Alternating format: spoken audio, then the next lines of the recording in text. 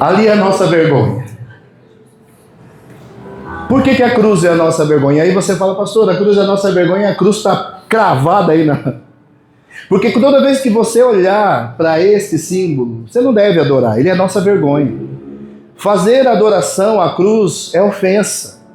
Nós não adoramos a cruz, mas nós temos que olhar para ela e sentir vergonha, porque aquele lugar era meu, era seu. Aquele lugar, a morte que Jesus enfrentou, era para eu estar ali, era para você estar ali. Ele estava ali porque tinha que se cumprir um plano original de Deus. Quando houve a separação pelo pecado, alguém tinha que pagar a dívida. Alguém assumiu, a humanidade assumiu uma dívida quando se afastou de Deus. Quem poderia pagar essa dívida? Nós não podemos pagar a dívida porque nós não somos inocentes.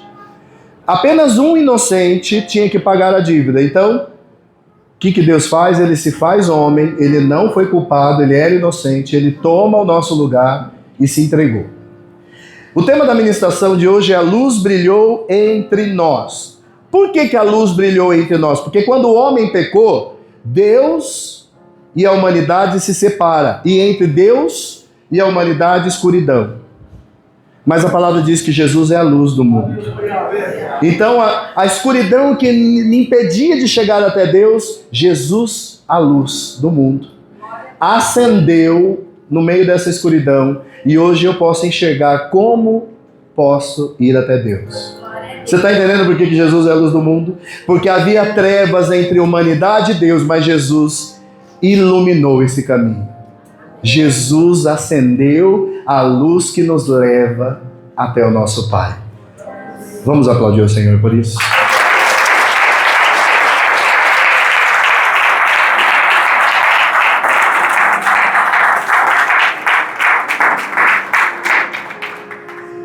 Entre a humanidade, nós assumimos, irmãos, se a gente pegar esse bebê lindo que está ali no colo do Mateus, aquele que está ali no colo do filho do Éden, esses bebezinhos inocentes, vai falar, pastor, eles têm pecado? Nasceram no pecado. Todos nós nascemos manchados pelo pecado. Essas crianças não pecam porque são inocentes, mas estão manchadas pelo pecado porque os seus pais são pecadores. Seus antepassados são pecadores. É que nem eu sempre digo, se eu chegar aqui hoje e manchar minha mão com graxa e começar a cumprimentar os irmãos, eu vou manchar todo mundo. O ser humano, o pecado que está nele, dele passou para os seus filhos. Então a humanidade toda, sem exceção. E aí eu quero que vocês entendam que a humanidade toda, sem exceção, precisa do perdão. Nós estamos afastados e o que nos afasta é o pecado. O pecado nos cega. O que significa pecado? Errar o alvo. Por que nós erramos o alvo? Porque a gente não enxerga direito. Então Jesus é a luz do mundo. Na verdade o tema é a luz brilhou entre nós. A humanidade toda estava cega. É por isso que ele é a luz do mundo. Quando você cantar aquela canção, luz do mundo vieste, isso, você não tem que cantar de qualquer jeito essa música. Você tem que pensar assim, tudo era escuridão. Eu não enxergava Deus, mas Ele é a luz do mundo que acendeu o caminho para eu chegar até o Criador. A humanidade estava distante, perdida, vagava sem rumo, mas quando Jesus veio, Ele iluminou. Por isso que Jesus disse, eu sou o caminho, a verdade e a vida. Ninguém vai ao Pai a não ser por mim, porque eu sou a luz do mundo. Eu sou o pão da vida que desceu do céu. Amém, irmãos? Compreendendo? O que é o mundo sem Deus? O que é o mundo sem Deus? E eu vou falar para você, o que é você e eu sem Deus? É viver em escuridão. A condição do mundo sem Deus é escuridão. Sim, irmãos, é verdade. E eu vou contar para vocês uma novidade até. Porque toda vez que a gente fala das boas novas, eu estou contando para vocês uma novidade. Eu estou falando que na perspectiva da escuridão, se você abrir lá Gênesis 1, Deus fez toda a diferença quando Ele explode com a tua palavra dizendo, haja luz. A primeira coisa que Deus criou foi a luz. A primeira coisa que Deus declara é exatamente isso: divisão, separação entre dia e noite. E mesmo à noite, presta atenção no que eu vou dizer, mesmo na noite mais escura, ele colocou um luminar, a lua, para governar e nos tirar da escuridão. Quem vai para o interior, onde a gente tem menos incidência de luzes noturna, que você olha para aquele céu e você vê que toda aquela majestade do céu revela a glória desse Deus. Sem aquelas luzes para nos ofuscar, você vê a lua brilhando e o céu ao redor, aquelas estrelas. Isso revela que o Senhor, sempre através da luz, Ele vai trazer para nós uma direção. Ele trouxe para nós, mais uma vez, a humanidade perdida, que vagava na escuridão, encontrou o seu caminho. Jesus é o nosso caminho. Amém, irmãos? Luz é sinônimo de vida. Olha, fulana vai dar a luz, vai tirar aquele bebê do ventre, da escuridão, para lhe dar vida. Você está entendendo? Jesus é vida. E não é a vida para este mundo, é vida para a eternidade. Quem aceita Jesus vai continuar vivendo nesse mundo, mas ao morrer não terá apenas a morte física, ele terá a composição do teu espírito ligado em Deus para a eternidade. De eternidade em eternidade, Deus me ama, Deus me ama. Quanto tempo? O tempo todo, de eternidade em eternidade, viverei o amor de Deus. É isso que a gente precisa entender. Então, luz, sinônimo de vida. Terrível é você estar andando na sua casa, descalço, mesmo conhecendo tudo onde está, você dá topada na quina, com o dedinho, e não vem me enganar não, que você fica lá, glória a Deus. Tudo que você quer fazer, menos dar glória a Deus. Eu sou crente, quando eu bato na quina que eu arrebento o dedo, eu falo, ô glória! Meu irmão, se você chegou nesse nível, vem conversar comigo, eu estou precisando. Né? Tudo bem, pode soltar palavrão? Pode. Paralelepípedo. Anticonstitucionalissimamente. Mas tudo que você quer, ao topado de... Mesmo, olha que interessante. Na tua casa, mesmo você conhecendo, quando está na escuridão, ou quando você... E outra, a luz, quando nos tira da escuridão, nos incomoda. Ao despertar pela manhã, se você dormir num quarto escuro, alguém acende a luz e inesperadamente você sofre, né? Você fica... Porque a luz, ela, no começo, ela vai te incomodar. Quem conhece Jesus começa a ficar incomodado com o pecado. Quem conhece, quem vai desfrutar da luz que é o Senhor, o pecado começa a te fazer mal.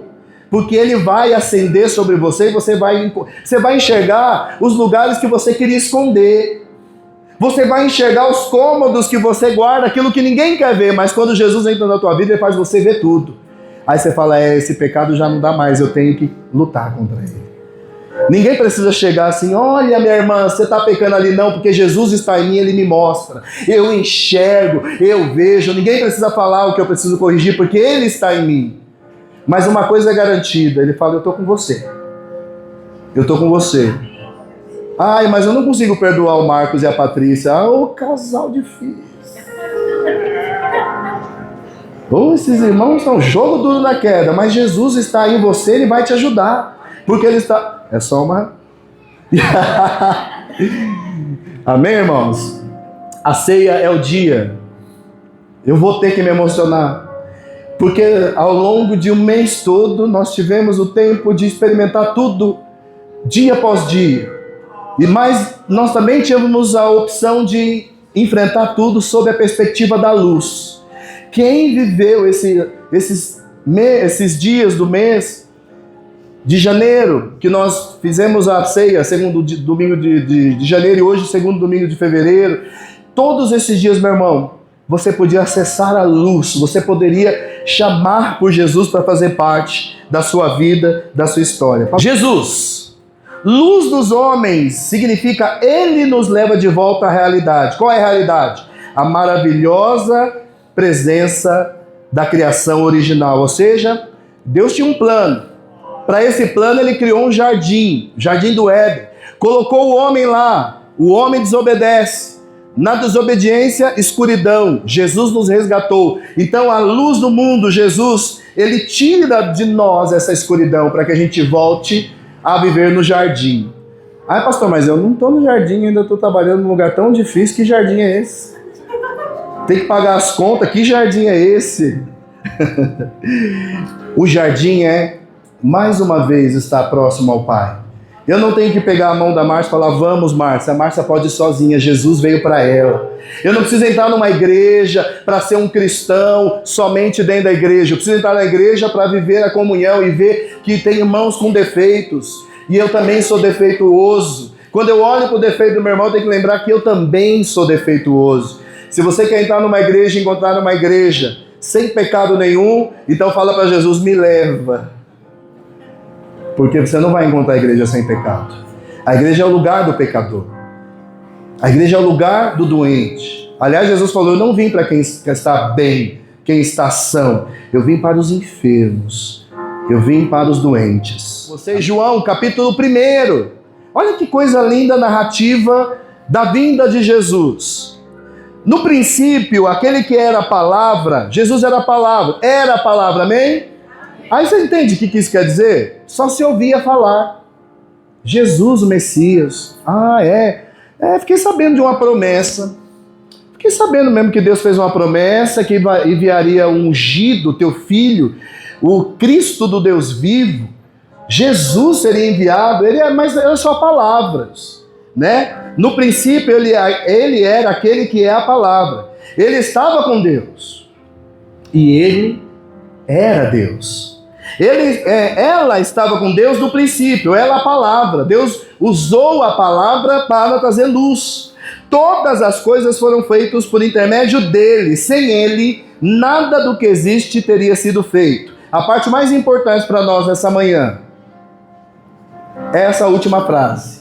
Nele estava a vida, e esta era a luz dos homens. Luz dos homens.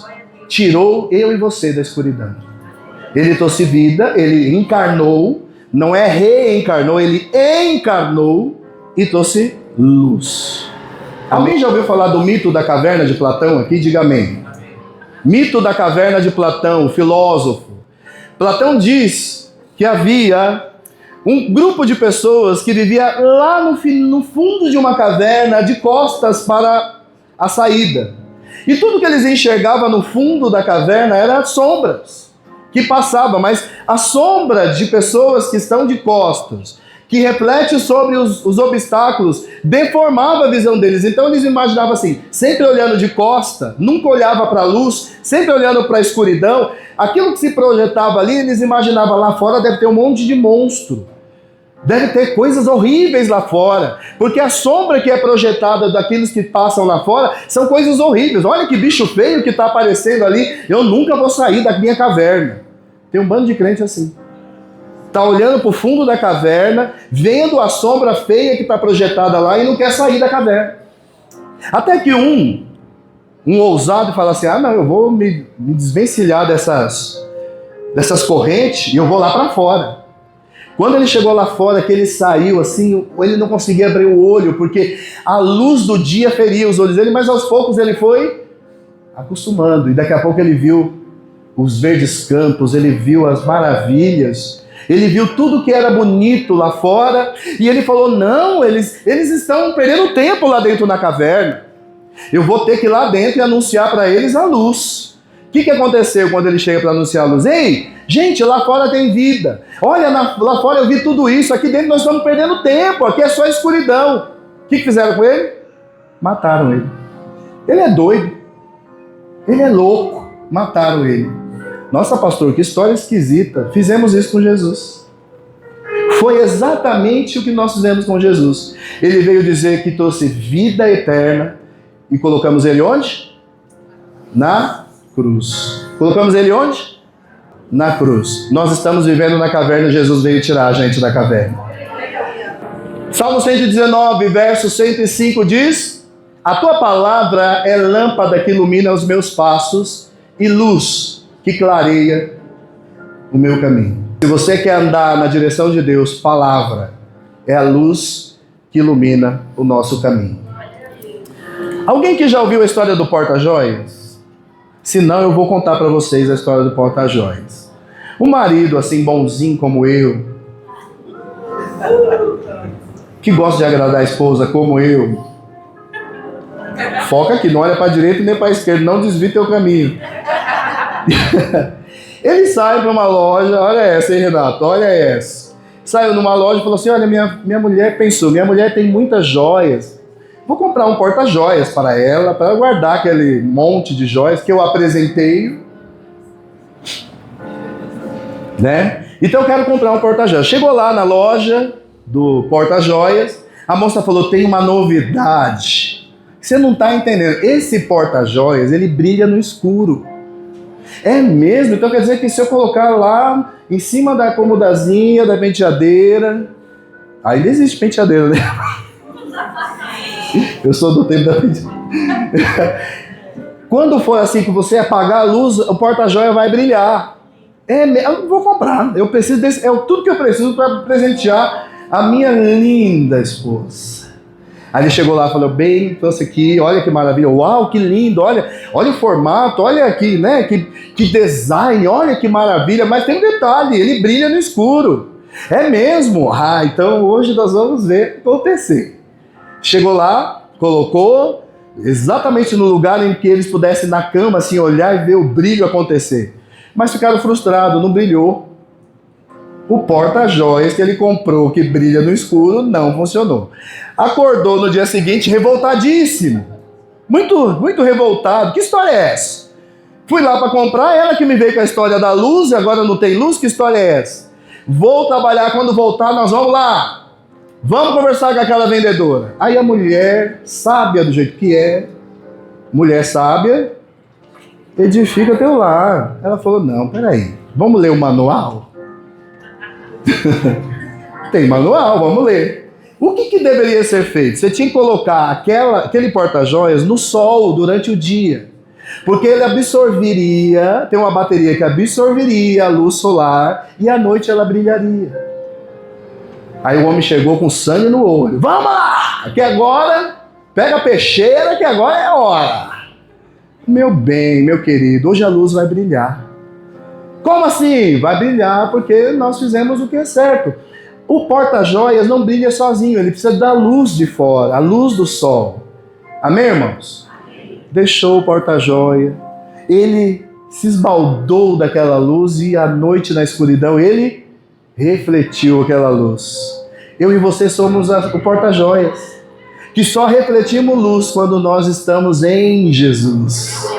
Você só é luz, porque Jesus falou que nós também somos luz. Mas para eu brilhar, eu preciso estar em Jesus. Amém, irmãos?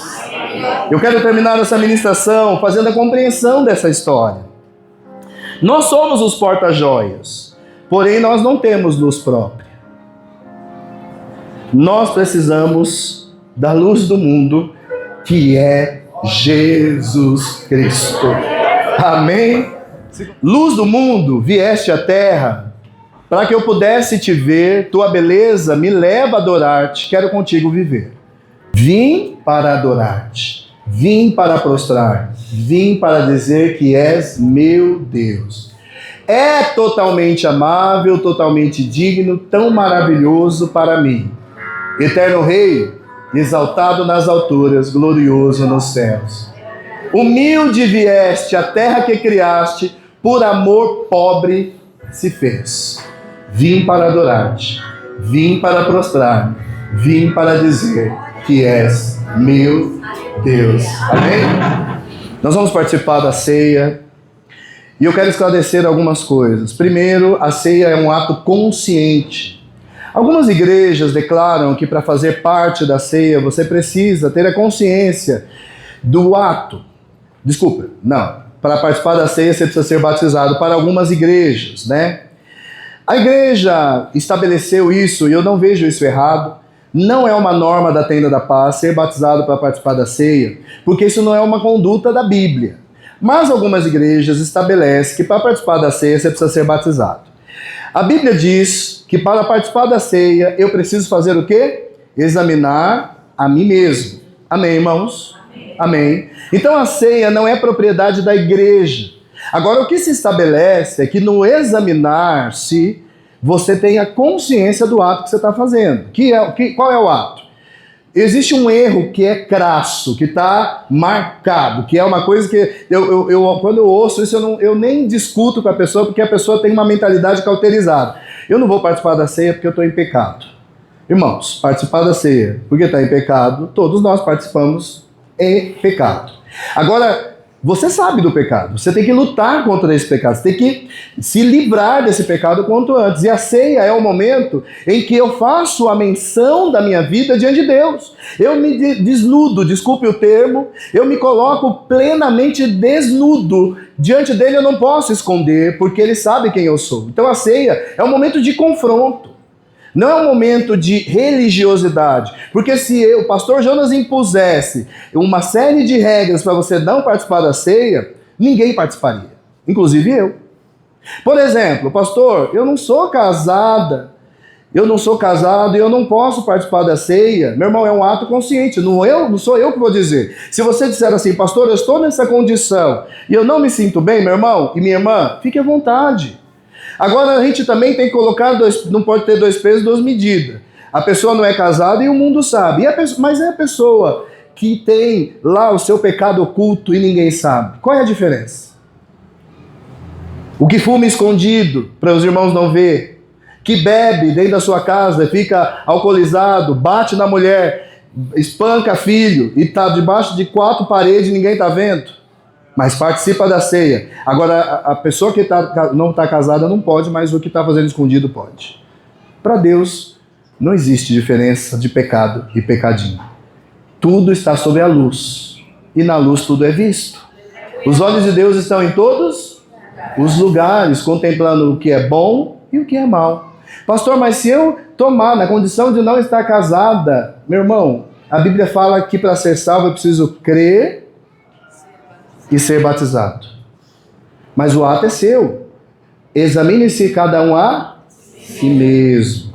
Se eu colocar regras, fica de acordo com a Igreja Tenda da Paz. Eu preciso colocar o que a Bíblia me ensina. Examine-se a cada um a si mesmo. Amém, irmãos? Amém. Fecha os teus olhos. Você encontrou a luz. Ele te tirou da escuridão. A ceia é o tempo que marca que você quer viver na luz. Se você está se afastando da luz, se distanciando, você vai começar a enxergar tudo embaçado. A ceia te aproxima da luz. Fazer isso em memória de mim. Lembra que por você eu paguei um preço. Derramei o sangue e o meu corpo foi machucado. Eu fui até a última consequência. E você tem que lembrar disso todos os dias. Tomei o seu lugar. Paguei a sua dívida. A ceia é o momento de você se colocar numa situação de redenção. Eu me rendo, Senhor. Porque eu olho para a tua beleza e eu quero te adorar. Porque sendo tu perfeito que és, tomou a minha imperfeição. O castigo que hoje me deu paz estava sobre ti, Jesus.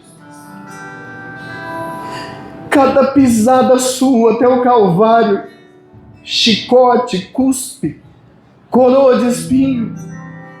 Cada pisada tua me trouxe cura. Como, Senhor, eu não vou te obedecer?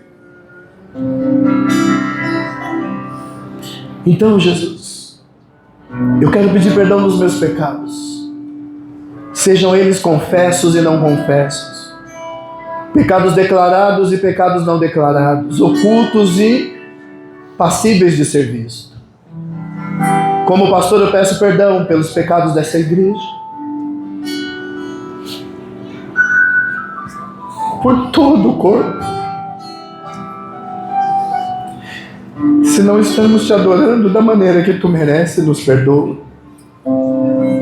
Se não estamos cumprindo o nosso chamado da maneira que tu mereces, me perdoa. Desperta essa geração dessa igreja, jovens, adultos e crianças, para um compromisso.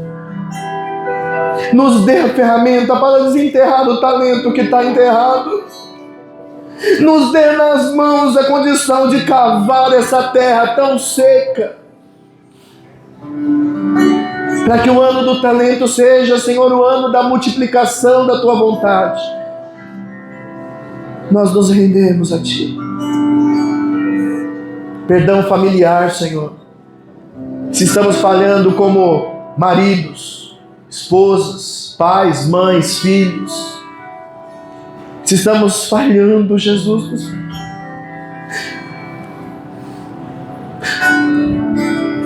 nos perdoa, Jesus.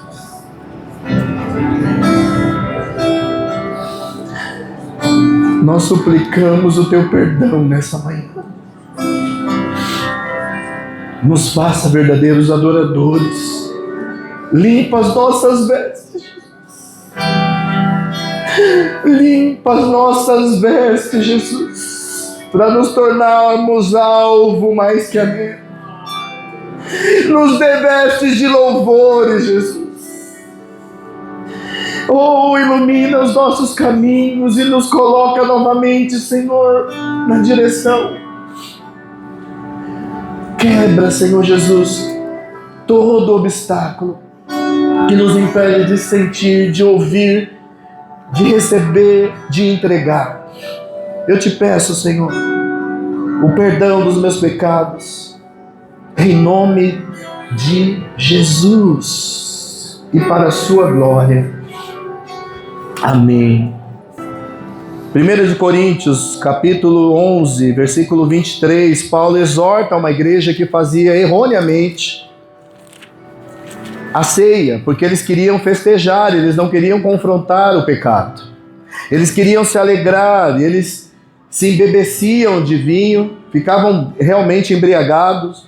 Quem chegava primeiro comia, então não era uma ceia servida, era uma ceia de banquete para encher a barriga. E Paulo fala, não foi isso que Jesus ensinou. E aí Paulo traz a ministração em 1 Coríntios, capítulo 11, eu vou ler a partir do 23, porque é onde nós temos o foco. Ele diz assim, eu recebi do Senhor o que também lhes entreguei, quer dizer, eu aprendi com Ele e quero ensinar a vocês. Que o Senhor Jesus, na noite que foi traído, Ele tomou o pão e tendo dado graças, partiu e disse, isto é o meu corpo que é dado em favor de vocês. Façam, amém, irmãos? Amém, irmãos? Amém. Há uma ordem, a palavra está no imperativo, é uma ordenança. Façam isso em memória de mim. Quer dizer, divida o pão para lembrar de mim. Porque o pão dividido, ele morreu por todos. Ele não morreu só pelo pastor. Ele não morreu só por aquele que é bonzinho, que não peca. Ele morreu por todo. Pelo assassino, pela prostituta, pelo ladrão, pelo corrupto. Ele morreu. Da mesma forma, 25... Da mesma forma, depois da ceia, ele tomou o cálice e disse, este cálice é a nova aliança no meu sangue. Façam isso sempre que beberem em memória de mim. Porque sempre que comerem deste pão e beberem deste cálice, vocês anunciam a morte do Senhor até que Ele venha. Na ceia nós estamos falando, Jesus morreu, mas Ele ressuscitou e Jesus vai voltar. Portanto, todo aquele que comer o pão ou beber o cálice do Senhor indignamente será culpado de pecar contra o corpo e o sangue do Senhor. Comer e beber indignamente não é só no pecado, é ter consciência de que eu preciso ser libertado do pecado. Eu não posso viver escravo do pecado. Examine-se a cada um a si mesmo. E então, coma do pão e beba do cálice. Não é batize cada um a si mesmo. Não é isso. Não é seja da igreja, tenda da paz e coma do pão. Não, ele fala examine-se. Estou apto. Eu sei o que Jesus fez por mim. Eu sou grato pela redenção que Ele me trouxe. Eu tenho consciência de que eu preciso sair da escuridão, me desvencilhar da caverna que eu estou olhando. Eu tenho consciência, então eu vou participar, porque eu quero quebrar a maldição do pecado na minha vida. E Jesus é a luz do mundo que quebra toda a escuridão. Todas as trevas será dissipada. Senhor Deus, que o Senhor possa, Senhor, abençoar, consagrar, Senhor, essa partícula de pão que representa o corpo do Teu Filho, Pai. Em nome de Jesus, que nós possamos, ao ingerir, sermos mais e mais transformados por Ti, Pai. Que o Senhor possa fazer de acordo com a Tua vontade, não a nossa. Que nós possamos ser um ser humano melhor a cada dia para Ti, Pai. Para o próximo e para nós mesmos, Senhor. Em nome de Jesus, que nós possamos, nessa manhã, compartilhar contigo a ceia Tua, Pai. E em nome de Jesus eu creio na nossa transformação a cada dia. Amém e amém, Senhor. Eu me rendo. Você pode levantar essa partícula de pão? Está aqui, irmãos. O corpo de quem deveria ter sido machucado era o nosso, mas Ele tomou o nosso lugar. Essa partícula é para lembrar dos machucados, das feridas, das dores, que hoje nos permite ser salvos. Ficou alguém esquecido? Todos pegaram? Pai amado, Deus Todo-Poderoso, torne o efeito da consagração sobre esse elemento pão.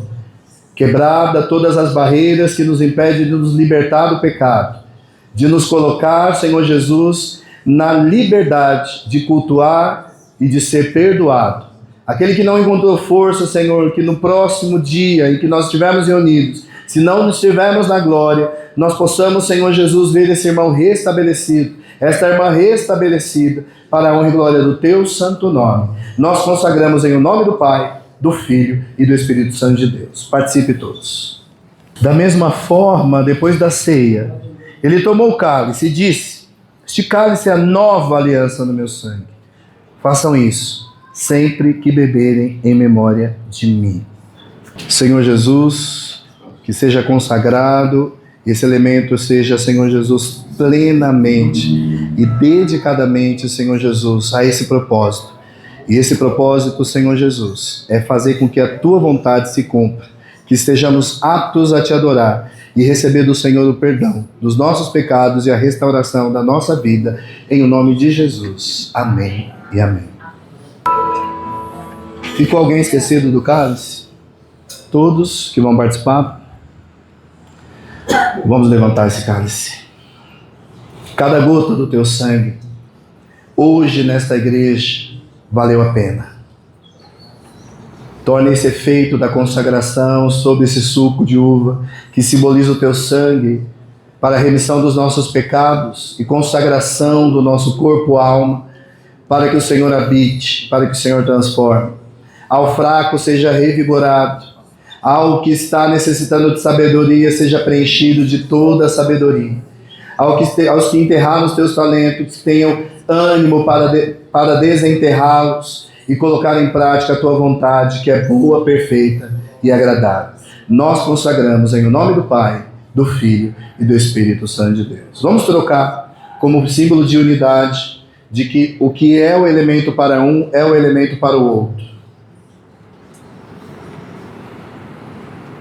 Você pode levar o seu cálice como lembrança. Tem irmãos que colocam 12 cálices guardadinho como prova da sua fidelidade. Não, só peço para não deixar nos bancos e debaixo dos bancos, viu, irmãos? Participe todos, em nome do Pai, do Filho e do Espírito Santo de Deus. Mais uma vez, a família da Kate está conosco online, participando da ceia. Toda a sua família, quero agradecer ao Senhor por ver nesses irmãos essa fidelidade. Feche os teus olhos. Nós andávamos em densas trevas. A escuridão palpável, tangível, nos impedia de ver o verdadeiro valor da fé. Subimos ao monte uma vez, estávamos eu, Edson, e mais uma pessoa que eu não me recordo agora. E nós nos reunimos num lugar do monte que tudo estava tão escuro. Nós não conseguimos enxergar nem a nós mesmos das manhas densas trevas que eram. Mas começamos ali, demos as mãos uns para o outro, e buscando a presença do Senhor, o Senhor abriu uma clareira ali. Como quem dissesse, estou aqui. Estou aqui. Onde estiverem 2 ou 3 reunidos em meu nome, eu me manifestarei. Porque estão em concordância, em comunhão. Eu quero agradecer ao Senhor por este dia de hoje. Por esta ceia. Agradecer ao Senhor por mais um dia na sua presença. Segunda ceia desse ano. E eu estou aqui. Junto com esta igreja, a quem o Senhor me deu por responsabilidade. E hoje eu apresento essa igreja na ceia para Ele. Eu agradeço ao Senhor por este culto. Oro, Senhor, por cada pedido de oração. Oro por cada uma das necessidades dos teus filhos. Que o grande amor de Deus, o nosso Pai, a graça redentora do nosso Senhor e Salvador Jesus Cristo, a alegria, a comunhão e as doces consolações do Espírito Santo de Deus, seja com cada um de nós e conosco permaneça para sempre. Que assim seja uma bênção essa semana, que o Senhor nos livre de todo mal, que possamos voltar na companhia do Senhor Jesus para nossos lares em paz e segurança, em nome de Jesus. Amém.